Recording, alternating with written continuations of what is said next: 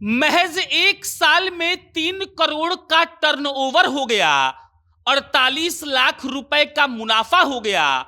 और अगर जीएसटी का बात करेंगे तो 15 लाख से ज्यादा जीएसटी भर दिया गया सरकार को।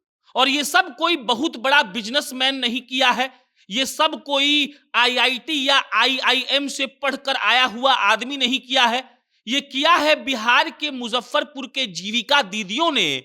और जीविका दीदियों के एक समूह ने ऐसा कमाल कर दिया है जिसकी कहानी जो हम आपको अभी सुनाएंगे, तब आप भी ये सोचेंगे कि वाह भाई, ऐसे अच्छे तरीके से तो बड़ा पढ़ा लिखा आदमी भी काम नहीं करेगा।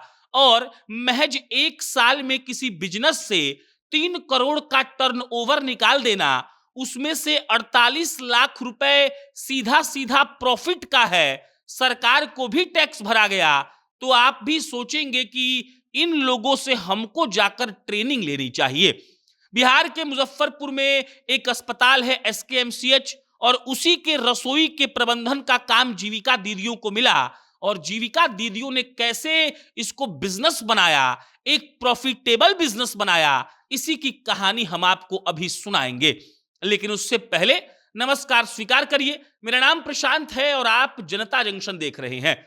ये वीडियो अधिकारी अड्डा .com के द्वारा प्रायोजित है।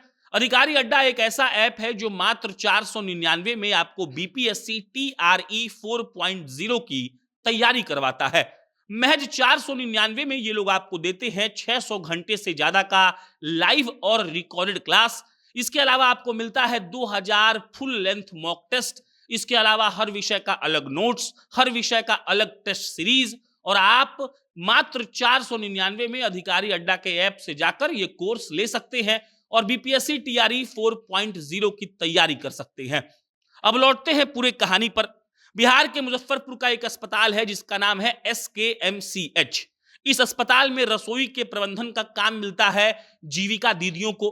कुछ महिलाएं मिलकर इस बिजनेस को शुरू करती है। अब उसका लागत जो होता है वो 30 लाख रुपए होता है।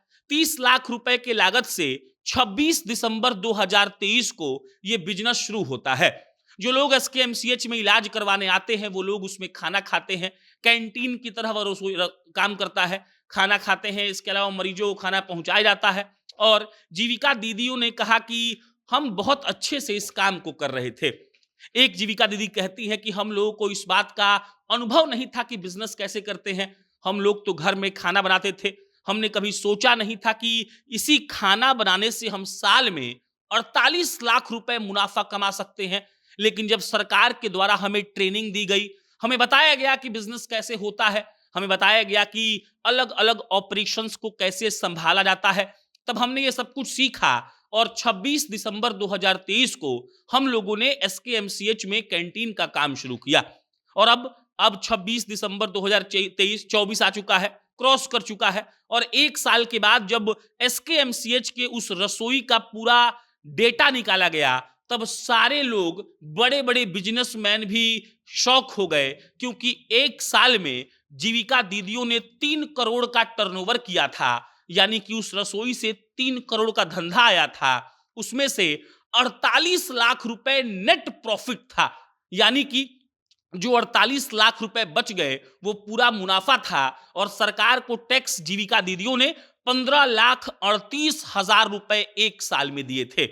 जो ये पैसा 48 लाख बचा है, ये उन्हीं जीविका दीदियों में बांटा जाएगा, क्योंकि जीविका दीदी ही वो पूरे रसोई का शेयर होल्डर है। एक एक महिला के पास बराबर अधिकार है। वो महिला अब बोर्ड मीटिंग करके डिसाइड करेंगे कि पैसा कैसे बांटना है, या उसको अगर कहीं और इन्वेस्ट करना है तो कैसे करना है। और ये तमाम चीजें अब बस उनके ही हाथों में है। सरकार के द्वारा जीविका दीदियों पर बहुत ध्यान दिया जाता है। नीतीश कुमार किसी भी अगर मंच पर जाते हैं तो जीविका दीदियों को जरूर सम्मानित करते हैं, उनसे हर बार नीतीश कुमार मुलाकात भी करते हैं। और ये खबर सुनकर जीविका दीदियों के लिए और इज्जत बढ़ जाता है। नीतीश कुमार का ये सपना लगता है कि अब साकार हो जाएगा।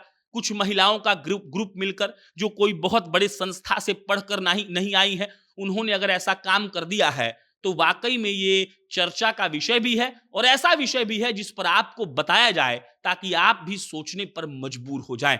बाकी इस पर आपकी क्या प्रतिक्रिया है कमेंट बॉक्स में लिख के बताइएगा। मेरा नाम प्रशांत है। बहुत बहुत धन्यवाद।